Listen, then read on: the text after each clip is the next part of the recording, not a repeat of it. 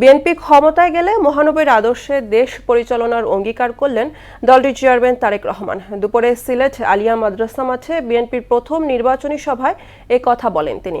একটি রাজনৈতিক দল বেহেশতের টিকিট বিক্রির মাধ্যমে ভোট চাচ্ছে অভিযোগ করে তারেক রহমান বলেন, এটা আল্লাহর সঙ্গে শিরকের শামিল। দেশ বিদেশ থেকে চলা ষড়যন্ত্র প্রতিহতে জনগণকে ঐক্যবদ্ধ থাকার আহ্বানও জানান তিনি। শিপার চৌধুরীর প্রতিবেদন, জানাচ্ছেন আফরিন পপি।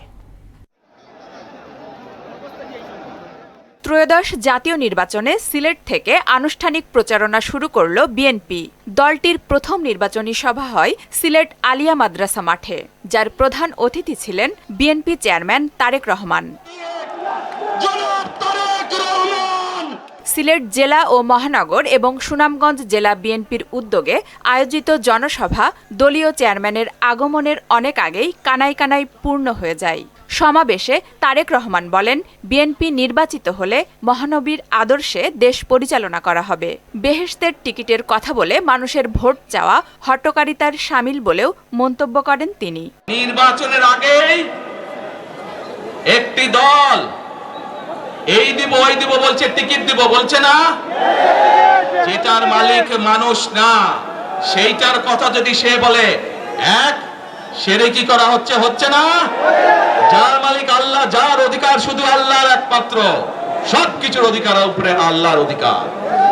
কাজেই আগেই তো আপনাদেরকে ঠকাচ্ছে, নির্বাচনের ফলে তাহলে কেমন ঠকাবে আপনাদেরকে বোঝে নেবা।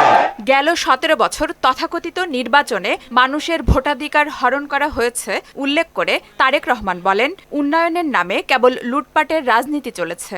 যারা এই দেশ থেকে পালিয়ে গিয়েছে 1 বছর আগে, তারা যখন এই দেশের মানুষের টুটি চেপে ধরেছিল, তারা এই দেশের মানুষের বাক স্বাধীনতা কেড়ে নিয়েছিল, তারা এই দেশের মানুষের ভোটের অধিকার কেড়ে নিয়েছিল। তারা শুধু ভোটের অধিকার কেড়ে নেই, উন্নয়নের নাম করে কিভাবে দেশের মানুষের সম্পদ লুটপাট করে বিদেশে পাচার করে দেওয়া হয়েছে। আগামীতে সরকার গঠন করতে পারলে দেশকে স্বাবলম্বী করার প্রতিশ্রুতিও দেন বিএনপি চেয়ারম্যান।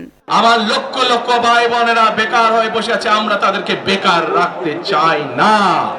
আমরা তাদের জন্য কাজের সংস্থান সৃষ্টি করতে চাই, কারণ তারা যাতে স্বাবলম্বী হতে পারে। আফরিন পপি, মোহনা সংবাদ।